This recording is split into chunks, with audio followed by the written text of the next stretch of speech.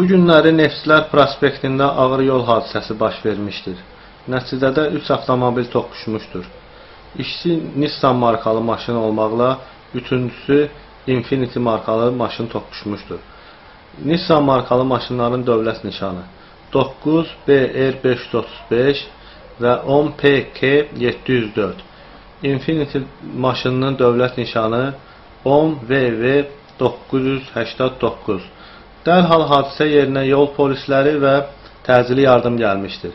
Nəticədə 2 nəfər ağır xəsarət almış və xəstəxanaya yerləşdirilmişdir. Bakı News televiziyası Elşad Məmmədov.